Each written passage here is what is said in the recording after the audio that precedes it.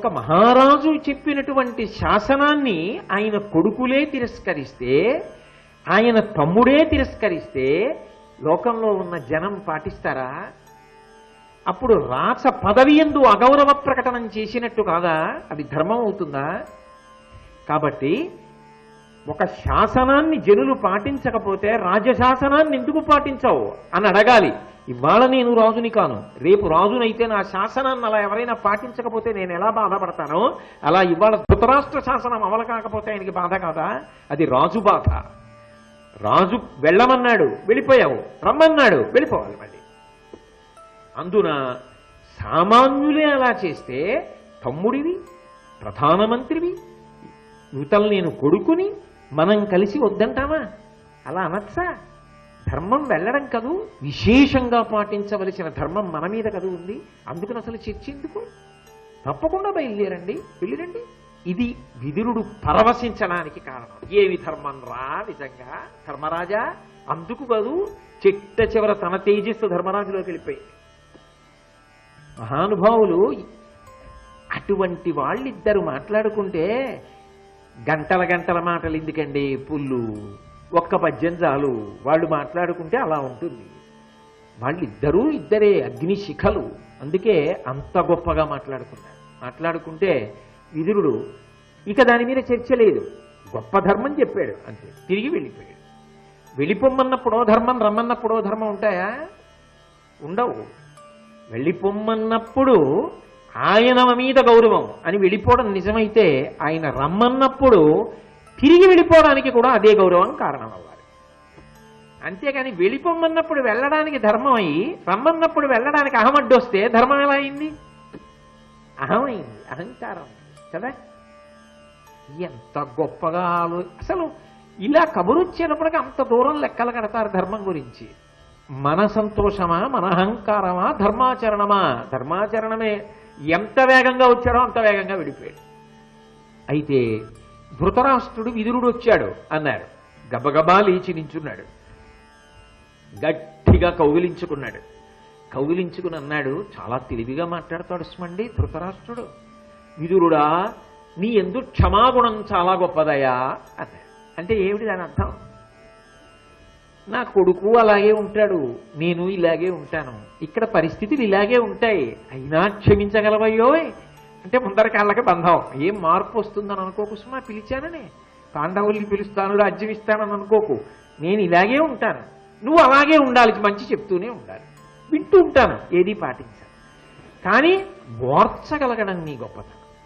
కాబట్టి అలాగే ఉండు సుమా, మనసులో ఇంకో భావన పెట్టుకోకు, లేదా షరతులు పెట్టకు. రమ్మన్నా వచ్చాను, కానీ ఈసారి ఇలా ఉంటేనే ఉంటాను అనకు సుమా. అమ్మో, ఆయనంత తెలివిగా మాట్లాడతాడు. ఆయనది లౌక్యం, వీళ్ళది ధర్మం. కాబట్టి ఆలింగనం చేసుకుని చాలా క్షమాగుణం, గొప్ప సౌశీల్యం, ఎంత ధార్మికమైన నడవడి కలిగిన వాడివి. ఒక్క మాట చెప్పనా విదురా, నాకు బుద్ధి లేదు, క్షమించు అంతే. ఎవరిని అడుగుతున్నాడు? రాజు మంత్రిని, అన్న తమ్ముణ్ణి. నాకు బుద్ధి లేదు అంటే నిర్ణయాత్మక శక్తి లేదు, పుత్రవ్యామోహంలో చెయ్యవలసిన నిర్ణయం చెయ్యలేను.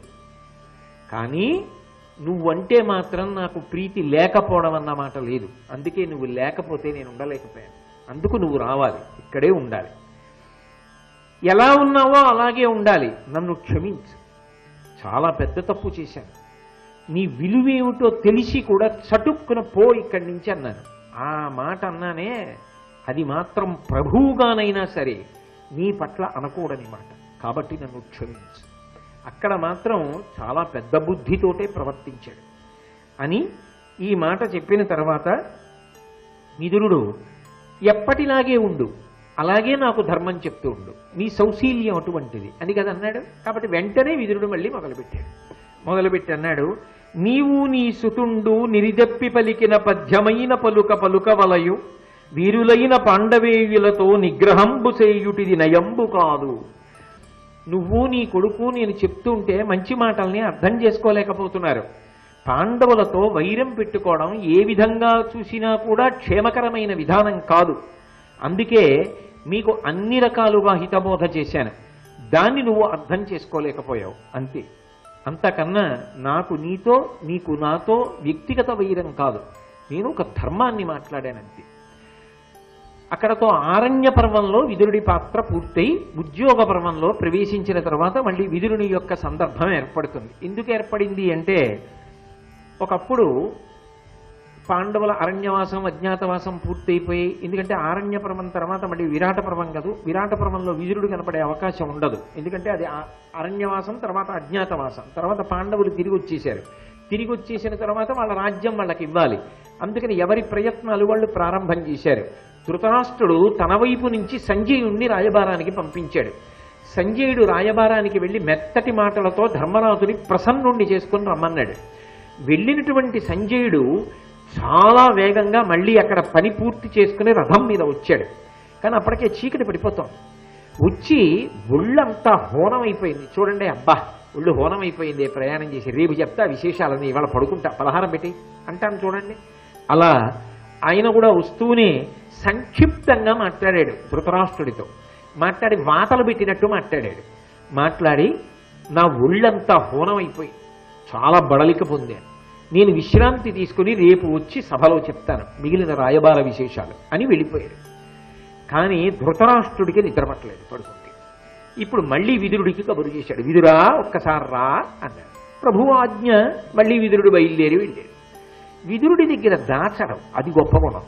విదురుడితో అన్నాడు, పాండురాజసుతుల పాలికి చని ఇప్పుడు సంజయుండు వచ్చి సమ్ముఖమున నన్ను చాలా దూరి నాకు రే పచ్చటి పనులు చెప్పువాడననుచు చనియే. ఆ సంజయుడు రాయబారానికి వెళ్ళాడు. విదురా వచ్చాడు. వచ్చినవాడు నన్ను చాలా దూరి నన్ను చాలా నింద చేశాడు. బుద్ధిహీనుడివి, చెప్పిన మాట వినలేదు, ఇదిగో ఇప్పుడు ఇంత కలహం వచ్చేటట్టుంది అని నన్ను చాలా నింద చేసి వెళ్ళిపోయాడు. రేపు పొద్దున్న సభలో చెప్తానన్నాడు మిగిలిన విషయాలు. ధర్మరాజు ఏ భావనతో ఉన్నాడో, యుద్ధానికి వస్తాడేమో చెప్పాడుగా విదురుడు. రాజ్యం శాశ్వతం కాదు నీకని వెతుక్కుంటోంది లక్ష్మి వెళ్ళిపోవడానికి అక్కడికి. ఏమవుతుందో మనసంతా చాలా భారంగా ఉంది, అధికమైనటువంటి దుఃఖాన్ని పొందుతున్నాను, ఆ దుఃఖాన్ని తట్టుకోలేకపోతున్నాను, మనసంతా కలత చెందింది.